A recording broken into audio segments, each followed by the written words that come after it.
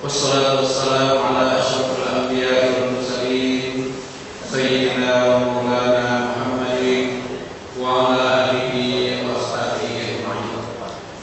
Pertama-tama sekali marilah kita mengucapkan puji syukur kepada Allah Subhanahu wa taala yang senantiasa mencurahkan rahmat karunia dan hidayah kepada kita bersama sehingga kita dapat bersama-sama mengikuti pengajian kita pada malam hari ini. Tak lupa juga selawat dan salam kita hadiahkan kehadiran junjungan kita Muhammad sallallahu alaihi wasallam. Semoga dengan mengikuti sunnahnya dan banyaknya kita berselawat kepadanya, masuklah kita ke golongan yang mendapatkan syafaatnya di dunia dan akhirat. Bapak-bapak, ibu-ibu, jemaah pengajian rahmatullah, pada malam hari ini bahasan kita adalah masalah fardu kifayah yang akan disampaikan oleh Bapak Profesor Dr. Hasbullah Naim. Untuk itu kepada Bapak kami silakan dengan segala hormat. Assalamualaikum warahmatullahi wabarakatuh. Bismillahirrahmanirrahim. Alhamdulillahirabbil alamin wal 'aqibatu lil muttaqin wa la udwana illa 'alal zalimin. Bapak Ibu jemaah yang berbahagia, di dalam Islam kita ada kewajiban yang dibebankan Allah melalui kitab hukum atau disebut dengan mukalaf. Kewajiban itu ada yang setiap pribadi kena. Ada kewajiban yang bila ada orang melakukan dan tercapai target maka tidak dituntut kepada tidak melakukan. Yang harus setiap orang melakukannya disebut fardu ain, dan yang cukup dilakukan oleh beberapa orang saja dan tercapai tujuan disebut fardu kifayah. Selama ini orang awam kalau kita bicara fardu kifayah terbayang dia langsung kepada orang yang sudah meninggal dunia. Padahal mengurus orang yang masih hidup juga fardu kifayah. Mengurus pendidikan, mengurus kesehatan, mengurus lingkungan hidup, mengurus keluarga orang banyak, ini adalah fardu kifayah. Jadi pegawai BDPN 4 melaksanakan fardu kifayah yang berkaitan dengan kehidupan, itulah dia pertanian. Di mana beda fardu ain dengan fardu kifayah? Sama-sama mana beda mana? Sama-sama baik fardu ain atau fardu kifayah dibebankan kepada semua orang.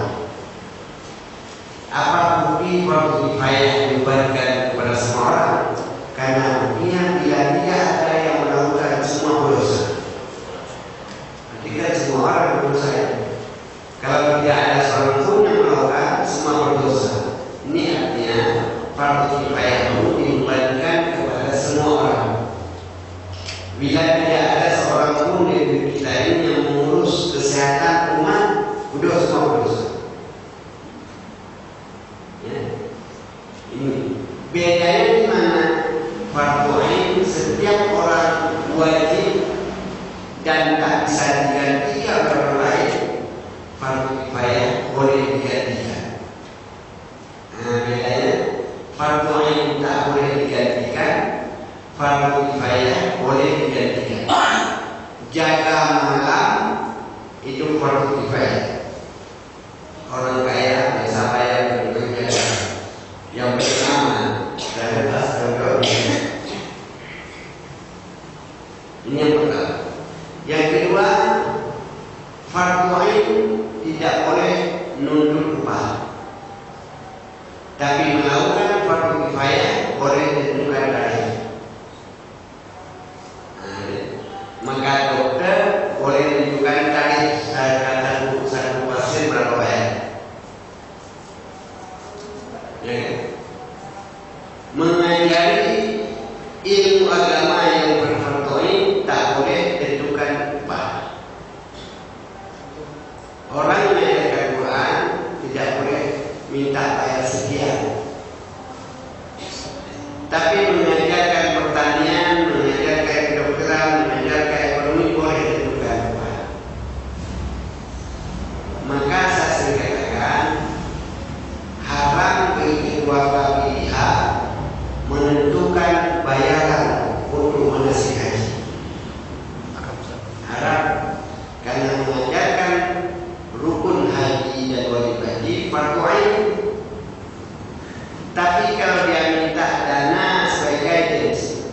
penunjuk jalan di sana boleh. Orang tua harus diangkat di bawah kursi solo, itu boleh fardu kifayah. Tapi bagaimana baca labbaik Allah, bagaimana melempar, bagaimana tawakul haram dan bukan. Kenapa? Karena itu fardu ain. Itu beda kedua. Fardu ain tidak boleh menentukan upah, fardu kifayah boleh menentukan. Maka itu kalau tukang mandikan mayat dia tentukan ini yang mandi ini banyak kali kurang dan mahal sih. Ini panas badannya ini. Boleh. Apalagi yang mati itu besar, kuburannya harus besar, dia minta tambah. Ini 3 kali lipat badannya diberatkan. Memandikan, mengkafani, bahkan mensalatkan orang mati kalau dia minta boleh. Maka di kampung biar nanti orang sakau mati dibayar. Di Jakarta sudah ada yayasan fardu kifayah.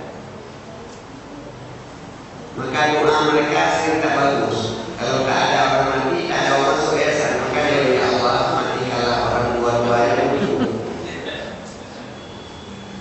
Kalau ada saudara kita mati, pergi ke yayasan fardu kifayah, tanya berapa Pak terima musik sampai dalam. Ya tanya ini yang salah ini boleh anak-anak atau orang besar. Lain caranya Pak. Apalagi kalau yang salah itu kiai semua mahal bayar. Ini usahanya situ. Jadi fardu kifayah karena boleh lupa maka diprofesionalkan. Sampai kuburan pun kalau yang beda-beda murah yang di atas mahal. Padahal di dalam suka kena dibagi lain.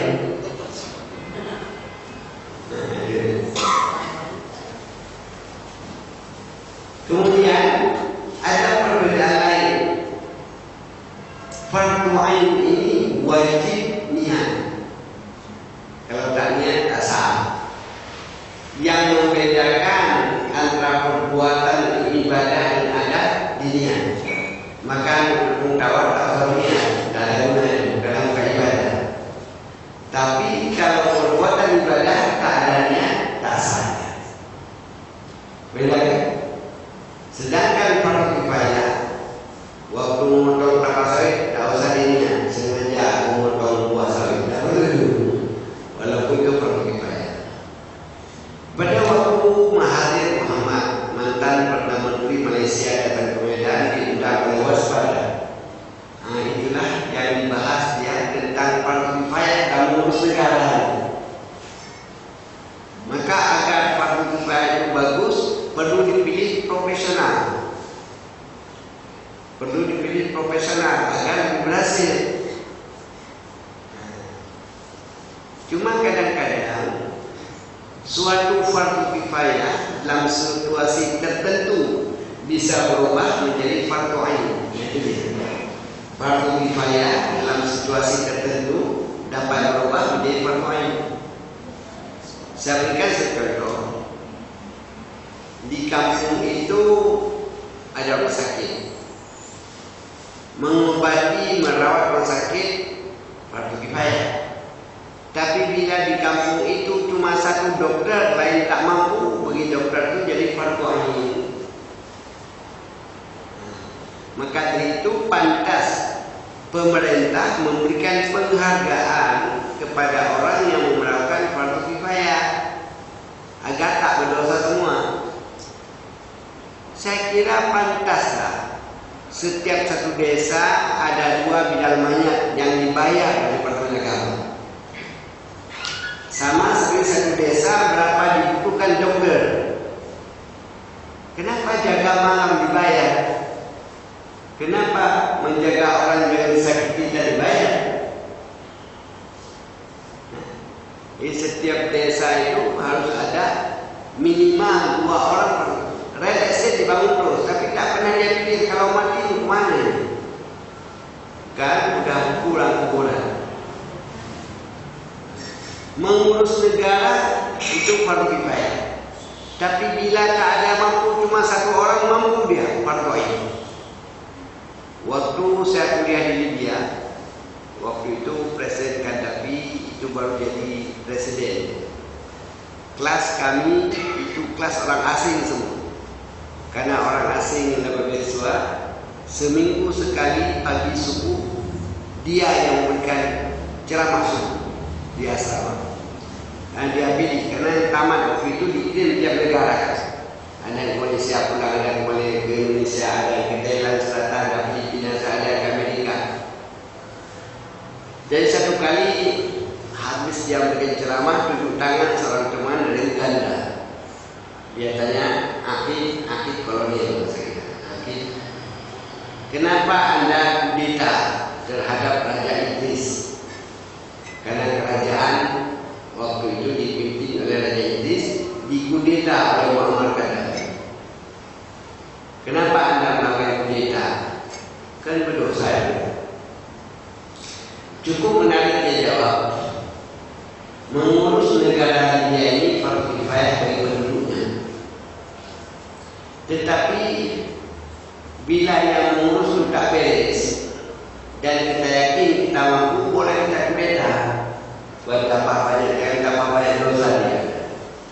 Dulu Mesir diserang oleh Israel menggunakan pangkalan militer Libya.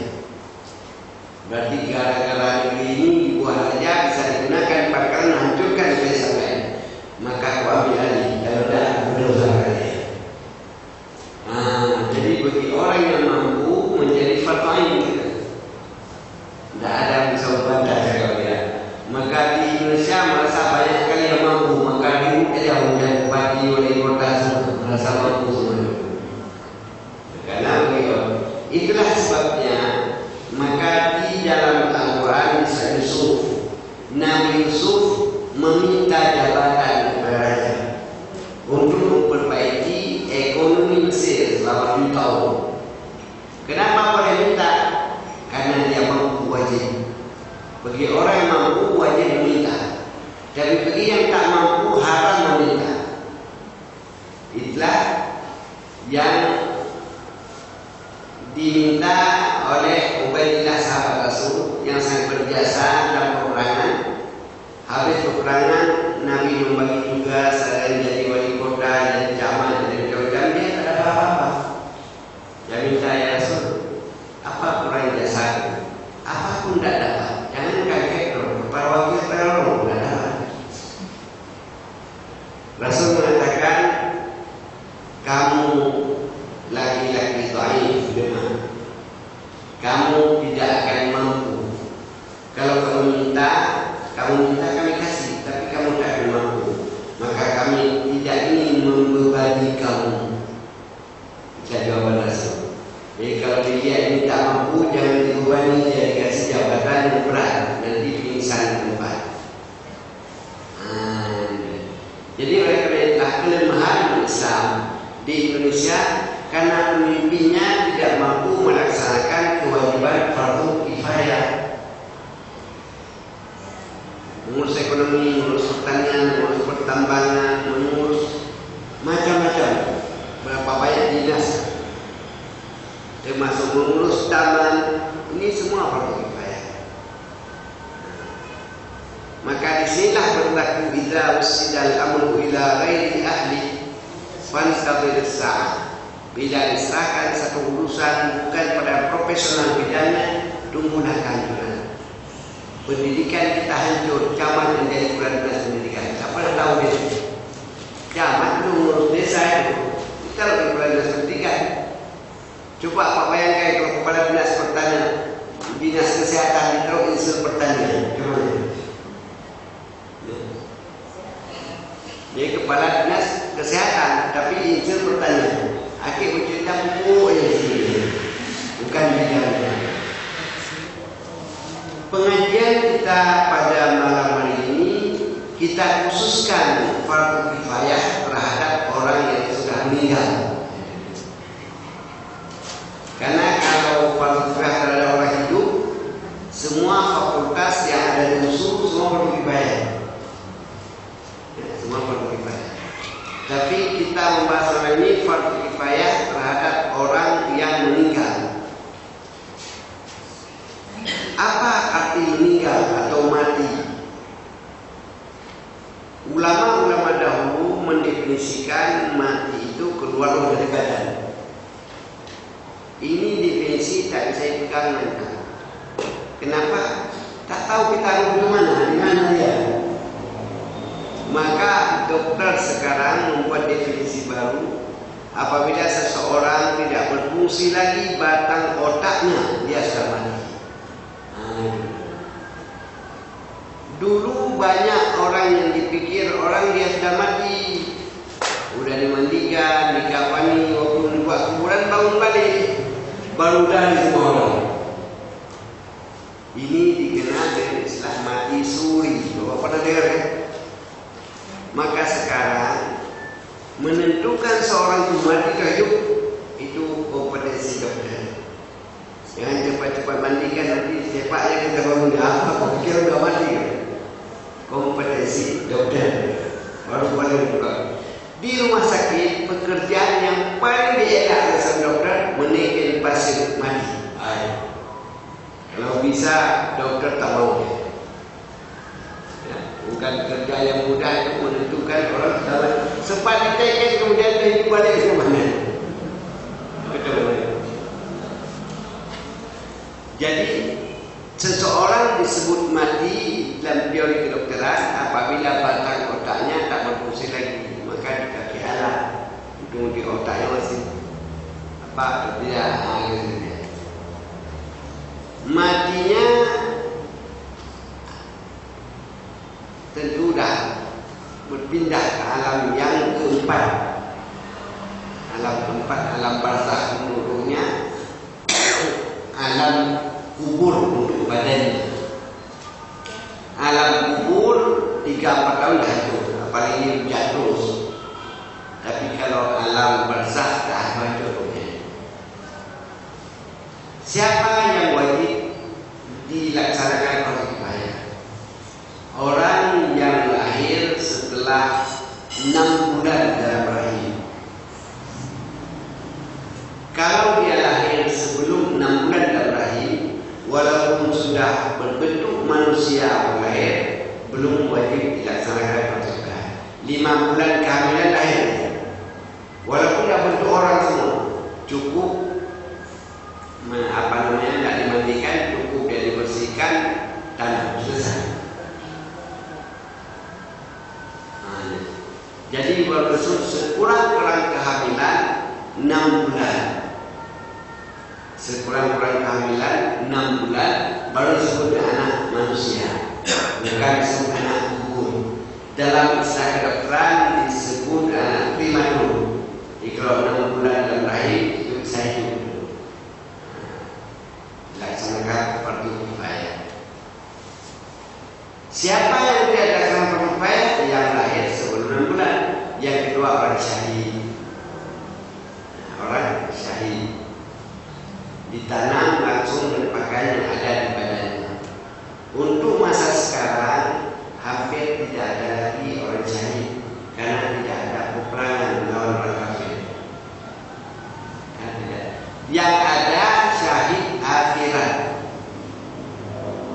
Orang syahid akhirat siapa? Orang yang dibunuh tanpa salah dibunuh. Syahid akhirat pahalanya kepada syahid, tetapi dia wajib dilaksanakan fardu kifayah di dunia ini.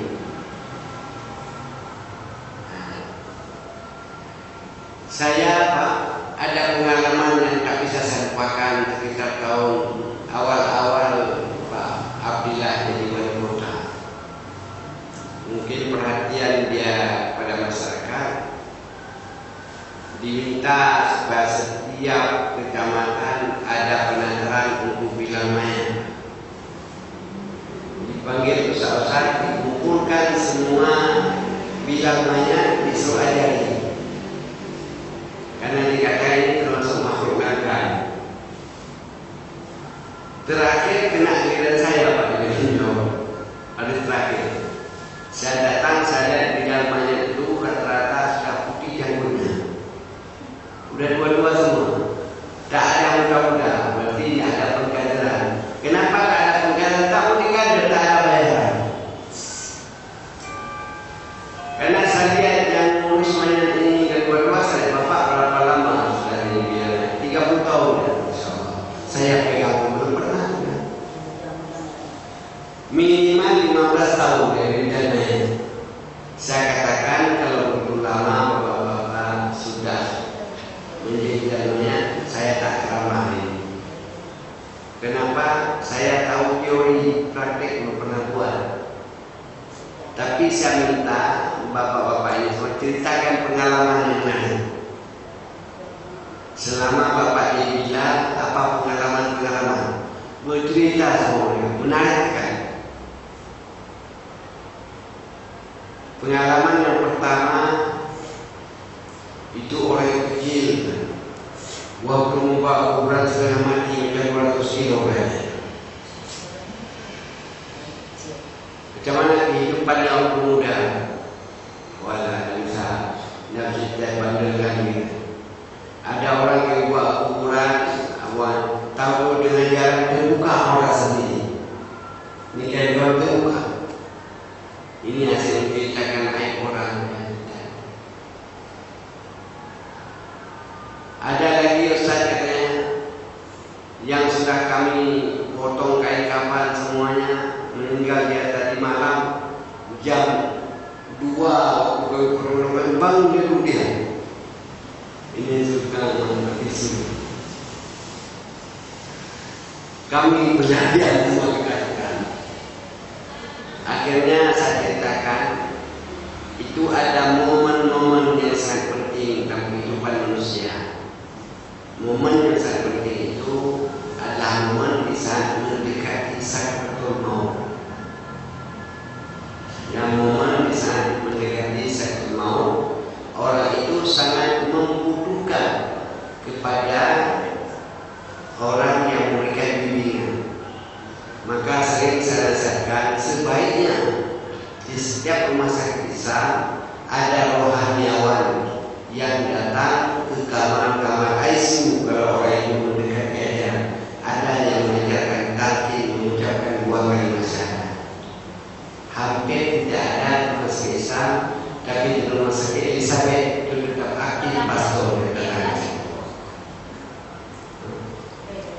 Kenapa? Karena bagi umat Islam sangat penting saat dia menghembuskan nafas terakhir untuk mengucapkan 2 kalimat syahadat. Ini dianggap kecil, padahal besar dari pengaruhnya. Di dalam kitab tasawuf diceritakan pernah Hasan Basri itu mati suri selama 8 jam. Pada waktu dia mau meninggal, berkumpul murid-muridnya menjadi ulama besar. Dia kata, saya ucapkanlah 2 kalimat syahadat, la ilaha illallah. Tapi Hasan Basri di mata tertutup, tidak, yang itu aku jawab. Murid-murid yang mengajarkan dia talqin menangis, mengingat gurunya yang begitu alim tidak mengucapkan 2 kalimat syahadat. Dia ulang lagi ucapkan 2 kalimat syahadat, tidak. Akhirnya meninggal wasiat. Dipikir oleh muridnya betul-betul meninggal malam hari. Beritahukan besok berkumpul semua orang karena dianggap kiai besar sudah meninggal. Sedang mau diangkat mayatnya itu bangun dulu dia. Ketakutan semua orang. Kiai sudah hidup balik, udah mati 8 jam. Akhirnya ditanya oleh murid-muridnya, ada jadi alim juga, Syekh, tadi malam kami ada Tuhan mengucap 2 kalimat syahadat, tapi Tuhan bilang tidak, yang itu kenapa? Hasan Basri menjawab, yang bukan tidak, bukan mengucap itu, tapi yang kulihat waktu itu kalian tidak melihat. Di waktu itu aku dalam sangat haus sekali. Datang seseorang dengan baju jubah putih, dia bawa air minta, dia bilang, aku mau kasih ini desa, kamu harus mudah desa. Maka jawab tidak, yang itu aku tak mau.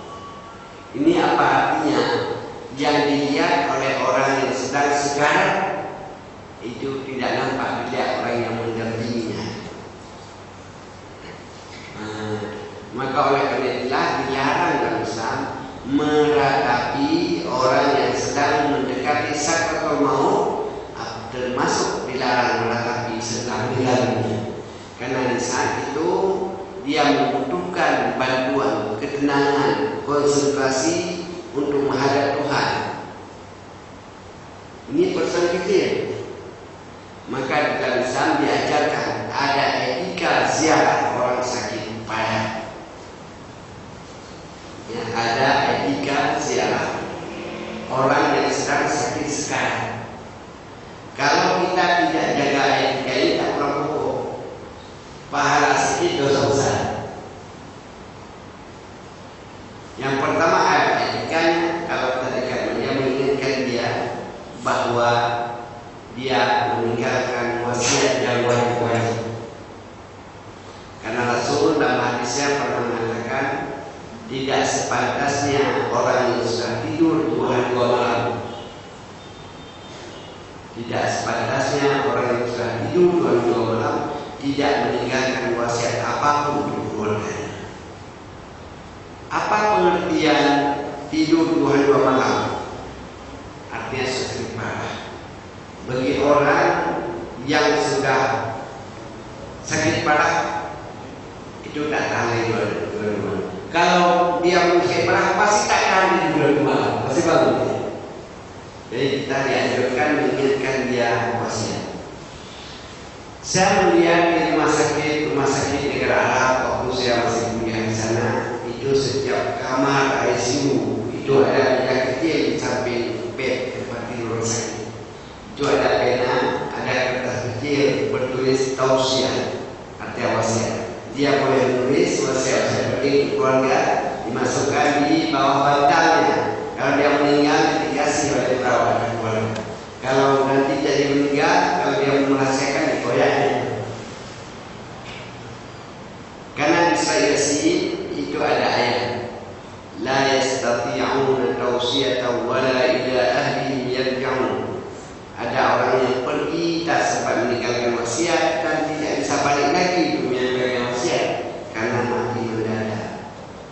Jadi mati mendadak tak bagus. Yang bagus mati jangan oleh sakit agar sempat meninggalkan pesan-pesan itu. Itu wajib dijaga.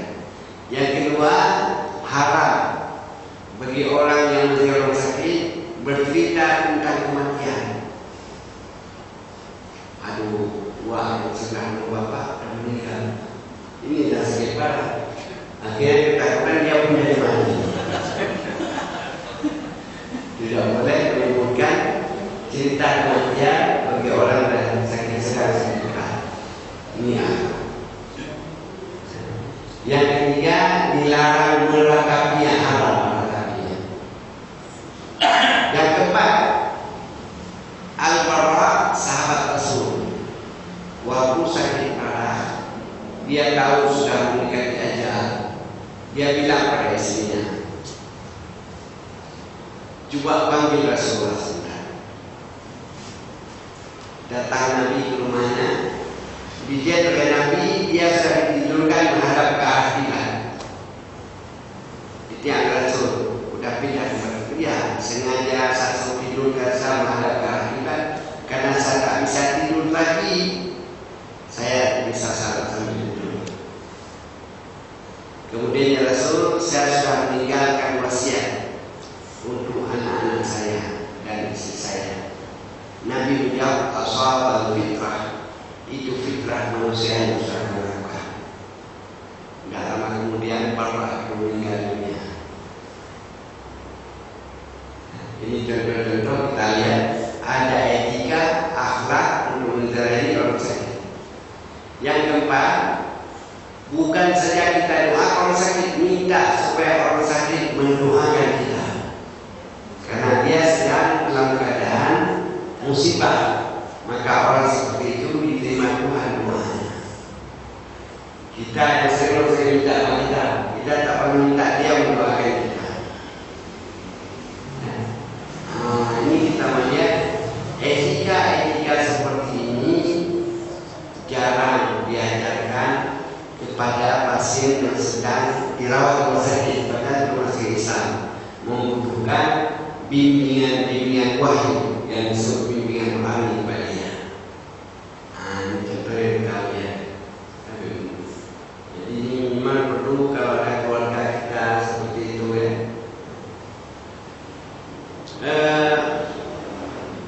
Saya sudah katakan saat-saat yang sangat penting bagi manusia ini diperlukan ada bimbingan. Kapan sangat menentukan itu? Saat lahir ada azannya, ada komanya, saat mengkawin ada pembekalan dengan nasihat-nasihat perkawinan, saat mau meninggal pun ada dengan talqin. Pada dasarnya hadis Rasul laqinu mautahu, talqinkan orang yang mau mati dengan la ilaha illallah. Di masyarakat kita sudah mati pun ditalqinkan. Nanti kalau datang mereka tanya kamu siapa imammu, jawab imammu ini, siapa kitamu, siapa nabimu. Ada dasar tak mentalqinkan orang yang sudah meninggal? Padahal hadis Rasul talqinkan orang yang mau meninggal. Apa dasar digunakan oleh para ulama? Mentalqinkan orang yang meninggal didasari oleh para ulama bukan dengan hadis laqinu mautahu, tapi dia ulama itu menggunakan dalil lain karena ada hadis di waktu suara kelop, suara sepatu selop orang mengantarmu sudah pulang, waktu itu datang malaikat yang menanyakan kepadamu siapa nama Tuhanmu, siapa nabimu. Maka ulama berpikir kalau begitu ada kesempatan walaupun beberapa saat orang yang dalam kubur mendengar apa yang kita ajari. Walaupun hadis ini bukan mereka Imam Bukhari dan Muslim, hampir semua ulama menggunakan dapat dijadikan sebagai dalil, tapi bukan dalil laqinu mautahu. Dipindahkan seseorang itu ke alam yang keempat, lebih luas daripada alam yang ketiga. Siapa yang paling utama untuk mengurus fardu kifayah itu? Saya jawab keluarga terdekat, terutama pada waktu memandikan, agar auratnya tidak dilihat oleh orang lain. Kalau mati istri suami yang mandikan, mati ayah anaknya yang mandikan, supaya aurat ayahnya tak dilihat oleh orang lain. Tapi kita kan tak pernah pikir mengajari anak kita macam mandikan ayah kalau ayah mereka bujur, tak pernah pikir orang itu. Itulah amal yang terbaik kalau kalian seorang anak mampu mengurus fardu kifayah ayah ibunya. Ini semua mau diupah, antar kuburan pun diupah semua. Padahal itu untuk kepentingan ayahnya sendiri. Siapa yang paling utama? Bukan imam saja yang utamakan anaknya, memandikan pun anaknya, mengkafani pun anaknya. Saya sering katakan di sekolah madrasah tak pernah ada praktek mengurus jenazah bagi anak madrasah. Hanya disuruh hafal bacaan salat, macam mana. Praktek macam coba sekali terbantah. Maka sekarang perawat di rumah sakit lebih jago mengurus fardu kifayah, mengurus orang mati dibanding taman madrasah. Kenapa? Di sekolah perawat ada kurikulum mengurus orang mati, merawat orang mayat. Itu anak-anak perawat tahu, semua dokter tahu semua. Ustaz ceramah tahu, tapi dia dalam hidup. Kenapa tak pernah mengamalkan ilmu seperti itu? Maka saya katakan sepantasnya pemerintah tidak saja membayar fardu kifayah kepada orang yang masih hidup, tapi fardu kifayah kepada orang mati itu perlu dipikirkan. Karena pertanyaan lebih baik orang itu dibayar. Kesannya kenapa menghormati? Jatuh pesawat terbang, jumpalah karena udah patah-patah satu kelingking tinggal. Cuma kelingkingnya wajib dikebumikan, wajib dimandikan, wajib dikafani, wajib disyaratkan, wajib dikumpulkan walaupun sedikit. Dibayarkan. Bukan harus dapat utuh, enggak. Dapat telinga aja wajib. Itulah bentuk kehormatan yang diberikan Allah kepada manusia. Walaqad karramna bani Adam. Kemuliaan manusia bukan saja pada waktu dia masih hidup, tapi kemuliaan manusia tetap bertahan walaupun sudah mati. Pertanyaan kedua, mana lebih kita muliakan orang hidup dan orang mati? Mana lebih mulia orang hidup dan orang mati? Lebih mulia orang hidup dan orang mati. Kenyataan sekarang orang lebih dimuliakan yang sudah mati. Sampai kuburan dibuat macam istana kuburannya. Waktu hidup dia diterpal kuburannya. Hurmatul hayy afdal min hurmatil mayyit. Penghormatan kepada orang masih hidup lebih diutamakan dari menghormati orang yang sudah mati. Buktinya apa? Kalau ada orang yang meninggal, ada organ tubuhnya yang masih bisa pakai, dikasih kalau hidup jangan mati lagi, boleh. Makanya penjatuhan anggota tubuh manusia. Baru meninggal, dia ginjal yang masih bagus. Ada orang itu kasih ginjal berarti, karena yang mengutamakan kepentingan orang hidup. Ada mata yang masih bisa dipindah, boleh. Cuma sayangnya belum ada mata yang cocok untuk khusus. Semua tidak bisa pakai. Itu ketahuan khusus. Tidak ada orang yang pas. Macam mana kalau yang punya itu orang kafir? Boleh juga. Ginjal Cina dipakai untuk ustaz yang besar ginjal, boleh. Tidak dilihat apakah dia punya Islam atau punya kafir. Yang penting mengutamakan kepentingan orang yang hidup. Kenyataannya sekarang waktu mati baru dihormati, dipuja, waktu hidup dan diberikan hasilnya. Sebab kepentingan orang yang hidup itu lebih diutamakan.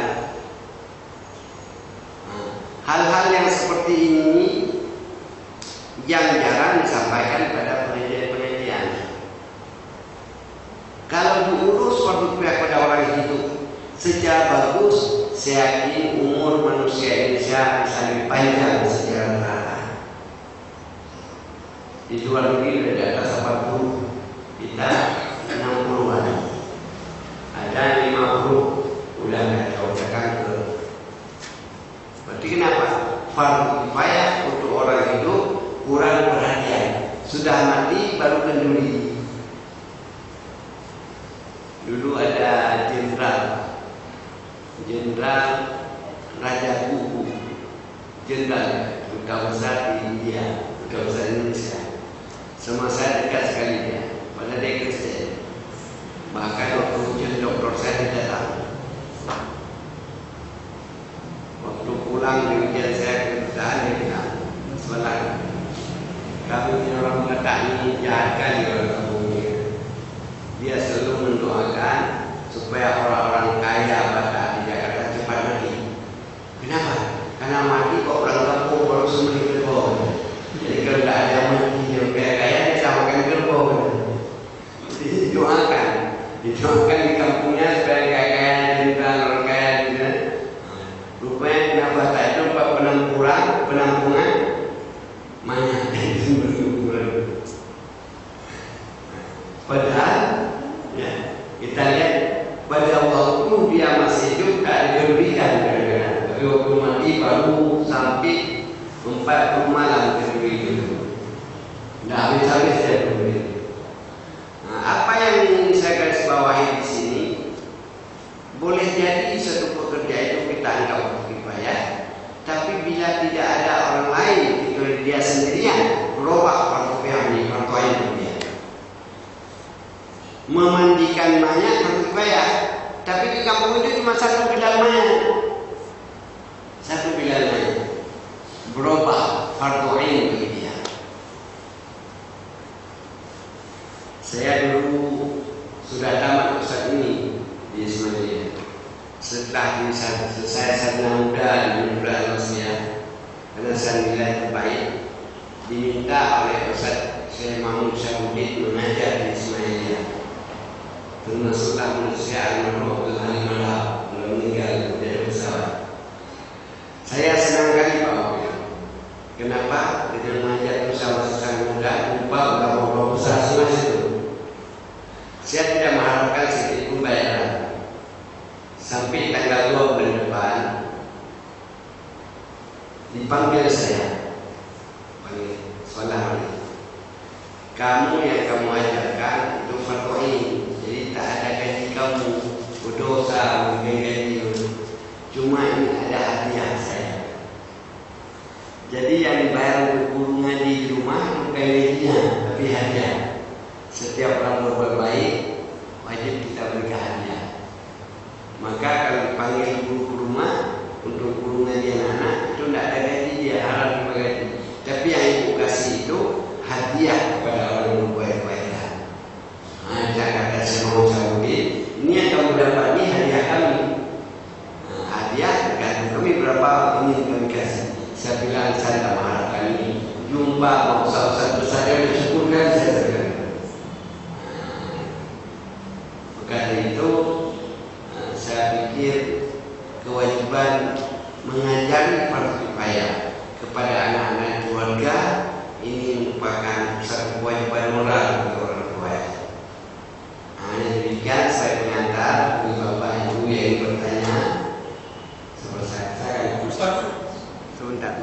Assalamualaikum warahmatullahi wabarakatuh. Waalaikumsalam. Masalah ayat yang disolatkan jumpa tajari yang lebih besar. Sementara kita tidak tahu dia itu Islam atau enggak. Itu yang pertama. Yang kedua, ada dua orang. Satu identitas dia diketahui Muslim. Apa? Ada dua manusia. Satu identitasnya diketahui dia Islam ya di KTP atau di kartu keluarga. Yang satu non Muslim. Nah, yang dua-dua ini semasa hidupnya tidak sholat. Ya, yang Muslim tidak mengerjakan perintah Allah, bahkan dia cenderung mengerjakan kemungkaran di muka bumi. Nah, yang kedua, memang dia tidak sholat karena dia tidak Muslim. Jadi apakah kalau seorang Muslim tadi yang tidak sholat, dia meninggal dunia, berdosakah kita tidak ikut menyelamatkan dia? Itu dua aja. Terima kasih. Assalamualaikum warahmatullahi wabarakatuh. Di dalam fikih minhaj Balbi dikatakan, bila kamu menjumpai satu jenazah, kamu tidak mengetahui apakah dia Muslim atau kafir, maka lihat di tempat yang kamu jumpai dia itu daerah masyarakat Muslim atau orang kafir. Kalau sekitar kamu jumpai orang masyarakat Muslim, anggap saja dia orang Islam, laksanakan fardu kifayah. Termasuk dapat biji jari tadi. Daripada kita tak melakukan, kalau Islam berdosa kita. Yang kedua, setiap orang Muslim kalau meninggal walaupun tak salat, dia berhak mendapatkan fardu kifayah dari Islam. Ya. Maka permasalahan yang timbul dalam masyarakatku dan sering saya mendapat begitu, ada seorang suami kawin dengan beda agama, ya kan? Kawin dengan beda agama. Yang banyak ini orang kawin Chinese. Ini suaminya juga Islam, tapi istrinya non Muslim. Mungkin waktu kawin masih Islam, tidak juga baik. Biasanya kalau mati, karena dia ada bukan orang Cina, semua tidak ada orang Islam yang ngurus, maka dikatakan cara kafir. Ini kewajiban bagi manusia yang tahu untuk minta diurus Islam. Kalau tak dikasih nomor dua, tapi kalau tak minta berdosa semua. Soal dia tak salat, tak puasa itu urusan dia Tuhan. Selama dia orang Muslim, belum ada bukti dia kafir, wajib kita laksanakan fardu kifayah. Nah, silakan yang baju merah. Ada tiga Ustaz. Yang pertama monetisasi Ustaz. Ini tetangga saya, Pak. Waktu itu saya kan berpikir ada 2 orang yang mati suri. Sebelum dia mati suri dia normal. Tapi begitu dia mati suri, kebangun dia mentalnya kita bilang agak orang India gitu loh. Satu. Yang kedua mengenai Kalkin yang setelah meninggal itu di kuburan. Itu sangat menggelitik, jadi pertanyaan saya yang menggelitik di kampung kita. Itu sampai 7 malam di kuburan itu dibikin tenda, dikasih apa, dibaca sampai baca Al-Quran, sampai khatam, kan gitu Ustaz ya. Nah itu bagaimana itu sebenarnya? Yang laksanakan itu pun kalau kita sebutkan di sana tengku-tengku Ustaz ya. Kalau kita di Kota, kalau kita di kampung kita panggil tengku. Nah itu. Nah yang ketiga Ustaz, tetangga saya juga Ustaz. Kami tahu dia menikah secara Islam. Tapi begitu dia meninggal, saat itu kami mau melaksanakan prioritas secara Islam.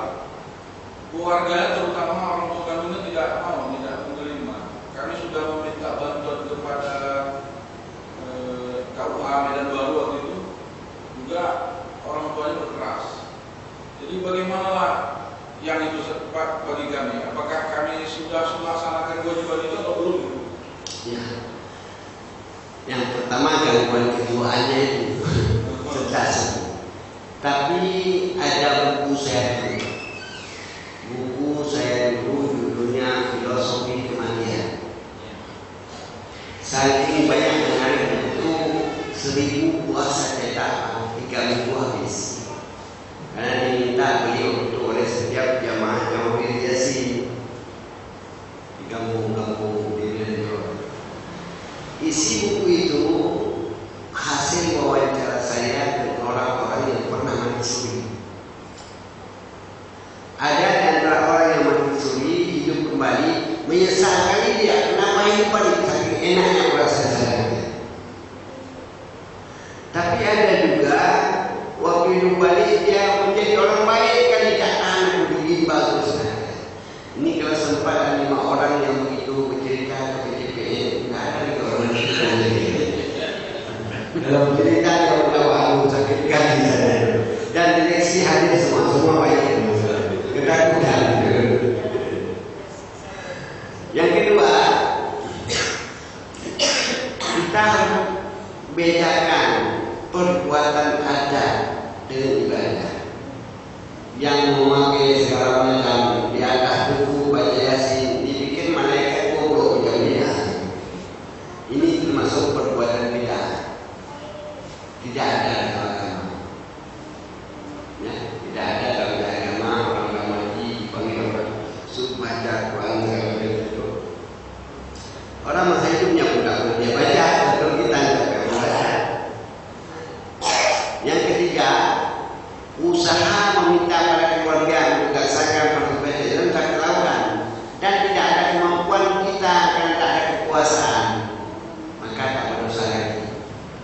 Tapi kalau tidak ada usaha sama sekali untuk meminta, berdosa.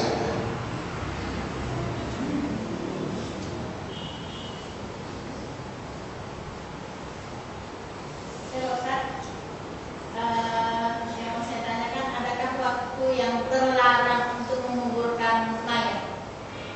Satu, yang kedua saya tanya lagi, kalau kita mengerjakan fardu kifayah dibayar oleh ahli warisnya itu di rumahnya, berarti dia kan dalam kesusahan, dia harus mengeluarkan uang lagi, berarti kan membebani. Tetapi apabila ada suatu organisasi atau suatu perkumpulan atau STM yang membayarkan, itu kan gimana, boleh atau enggak? Yang pertama, tidak ada yang haram, tapi makruh menanam malam. Makruh menanam di malam hari. Ya, tak bagus. Sebaiknya memang bila ada orang meninggal jangan dibebani oleh keluarga ahli musibah. Maka pada masa Rasul orang sekitarnya yang memberikan makan dia, sedang musibah tak memberikan makan bagi orang lain. Memang melahirkan SDM mengurus orang ini juga merupakan perbuatan kifayah. Yang melahirkan organisasi SDM untuk mengurus orang meninggal itu juga fardu kifayah. Ya Ustaz, tadi ada Ustaz bilang mengenai masalah kalau dia pintar fardu ain untuk menduduki sesuatu gitu Ustaz. Ini begini, ada satu kewajiban mengobati orang sakit, kewajiban. Tapi di kampung itu cuma ada satu dokter, maka bagi dokter itu berubah jadi fardu ain. Yang saya tanya maksudnya gini Ustaz, dia merasa dia mampu untuk menduduki suatu jabatan, katakanlah jabatan, tapi dia tidak dapat kesempatan. Apakah boleh dia dengan menyogok, katakanlah menyogok? Tidak boleh. Biar dapat dia juga. Tapi sekarang rata-rata jadi bupati menyogok, bukan banyak. Semua tak ada satu. Jadi tetap haram untuk pakai itu. Tapi meminta dan menunjukkan secara profesional itu boleh. Tapi meminta-minta jabatan nggak boleh Pak Ustaz. Yang tak boleh bagi orang yang bodoh, bagi orang pandai boleh. Satu lagi Ustaz, mengenai itu tadi mengajari orang yang akan meninggal itu Ustaz. Jadi kalau dia sudah dalam koma, apakah perlu lagi? Dia kan tak berfungsi lagi, tak mendengar, tak bisa menjawab lagi. Ya, apakah diajar dalam koma tunggu dia ya. Itu memang tak bisa lagi sebelum itulah. Sebelum itu, karena ada hadis Rasul, Inna Allah yaqbalu taubatal abdi ma lam yugharrir. Allah pasti menerima taubat orang hamba sampai nyawanya dia gagal. Ada orang meninggal sebelum taubat itu masih diterima taubat. Berarti dia masih mendengar taubat. Iya Ustaz, masih pengalaman Ustaz. Jadi orang yang ngomong gitu Ustaz, ada udah 2 minggu dibacakan itu dia kayak kata dokter memang udah, tapi tangannya bergerak Ustaz. Matanya itu setiap kali dibacakan itu bergerak, tangannya pun bergerak. Apakah dia mendengar itu? Wallahu a'lam bishawab, tapi bergerak. Ya, itu tidak bisa kita vonis dengan atau tidak, tapi usaha kita tetap kita lakukan. Ya, kita kalau cerita biasa-biasa gini kan nggak benar, tapi kalau dibisikkan gini. Bisikan bisa. Maka Rasul kan sampai ada sunat menutup mata orang yang tidak tahu dan meninggal dunia. Kenapa menutup mata orang meninggal? Karena tidak bisa nutup sendiri. Sama seperti kenapa orang mati dimandikan? Jawabnya tak bisa mandi sendiri lagi. Kalau mandi bisa mandi sendiri, tak bisa mandikan. Ini agak berat ini kan. Dalam satu hari ini, ya, kita tahu bahwa ada pergolakan yang luar biasa di sekitar kita antara ya kita tahu lah. Pertanyaannya begini Ustaz. Saya berpikir ini bukan persoalan politik, tetapi ini adalah persoalan moral bangsa yang sudah menuju titik nadir, atau mungkin belum titik nadir, makin akan lebih turun lagi. Nah, jadi sekarang orang komunitas kami yang sudah masuk usia pensiun dari kampung dulu ada semacam berdebat, memperdebatkan masalahnya apakah kita wajib tadi masuk wajib fardu ain kita untuk mendukung yang benar atau kifayah. Nah, sudah ini pada tadi itu di TV itu kan alumni TV mengapikan APK dan ada tadi. Nah, itu masih perdebatan nih. Gimana Ustaz? Wajib mendukung yang benar. Ada kewajiban. Ada kewajiban. Bagi yang tahu yang benar, dia wajib. Ini kan memang susah dipisahkan politik dan hukum, karena hukum pun bisa menjadi politisi dan politik pun bisa dihukum, itu dia kan. karena ada orang, kalau orang awam ini pasti balas dendam, gitu ya, orang awam. Kenapa pasal sekarang menjadi apa? Timbulkan kembali. Saya sering katakan ada ayat Al-Quran yang menceritakan umat yang baik. Wa kadzalika ja'alnakum ummatan wasata. Demikianlah kami mengharapkan umat ini harus jadi wasit di waktu percetakan seperti itu. Berarti wasit itu yang harus dipilih orang yang jujur sekali untuk menyelesaikan ini. Maka jangan ditahan lama-lama, cepat proses ke pengadilan bisa. Jangan tahan bawa aja. Kalau udah tersangka boleh bawa ke pengadilan, ini BD juga itu kan, bawa pengadilan. Bang Dewi juga bawa ke pengadilan dan cepat selesai.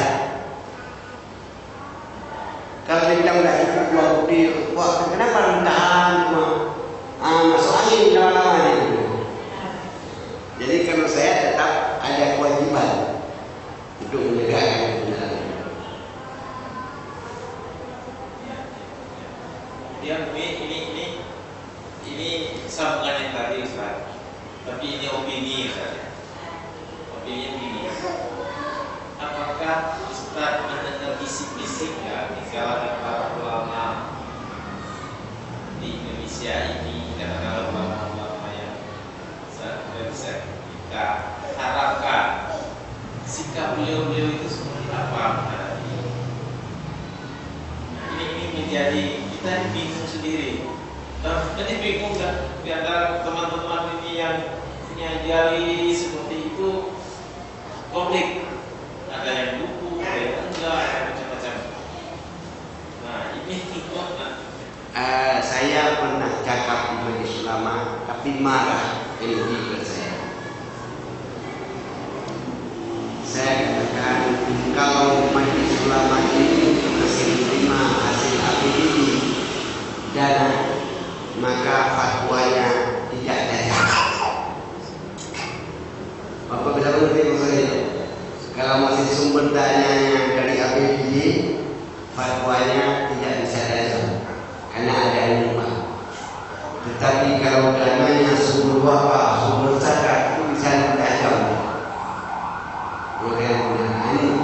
Maka itu kita lihat ya ulama kita ini memang dari awal berbicara siapa yang bayar dia itu ya masalah murah. Jadi sampai sekarang ulama kita belum mengeluarkan.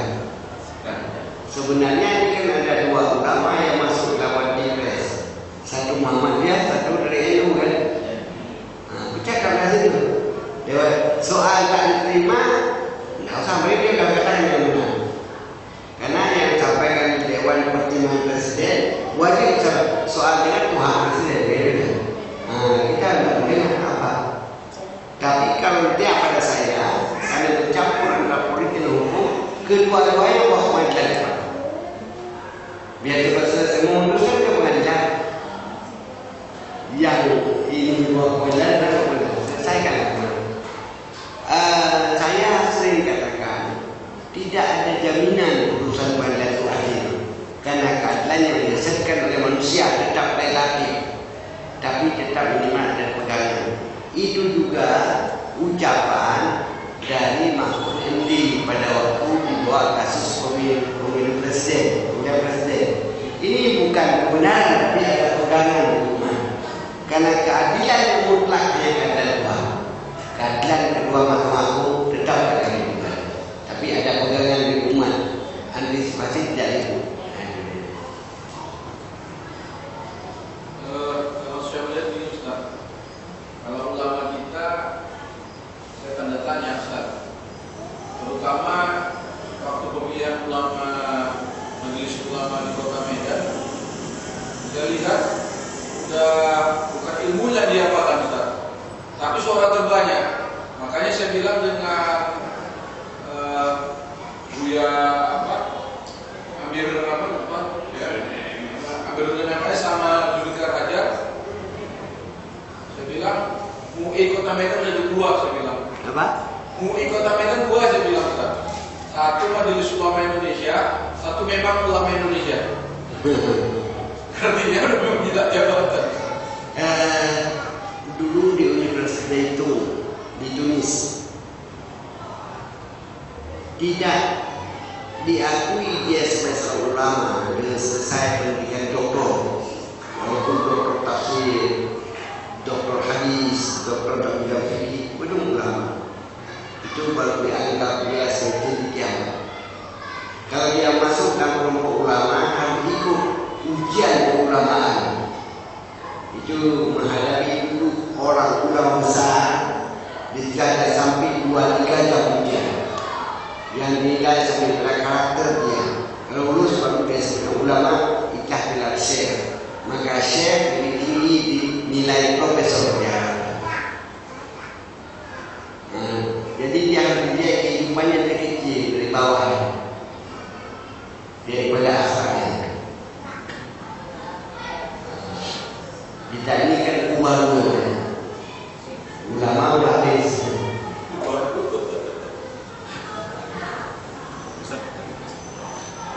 Kita cukup berdoa. Alhamdulillah, Bismillahirrahmanirrahim.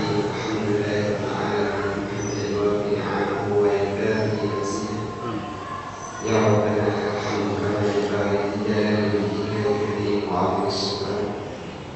Allahumma ighfir lana dhunubana wa li walidayna warhamhuma kama rabbayana saghira.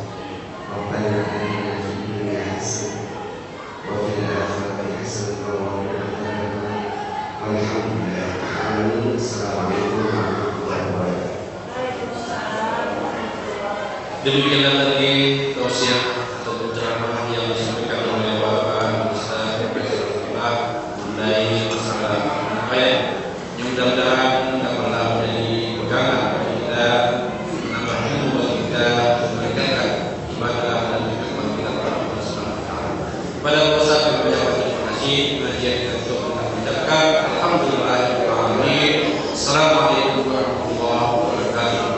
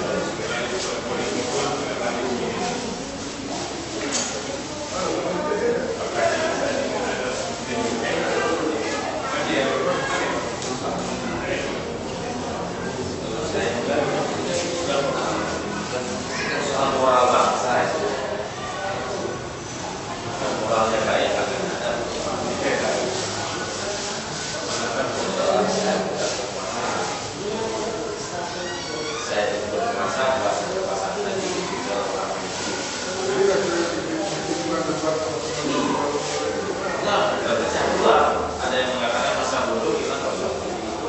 Yang penting ibadah ikut saja pada Al-Quran dan hadis itu udah itu kelihatan sebenarnya ini kelompok ya lebih sudah capek, sudah pasrah, sudah kayak pesimis ini. Nah, tapi ada yang kelompok itu mana? Kita mendukung mau demo, itu yang punya orang ada. Itu kelompok yang masih muda kelihatannya. Tapi bagi yang baru capek. Akhirnya hidup kita ya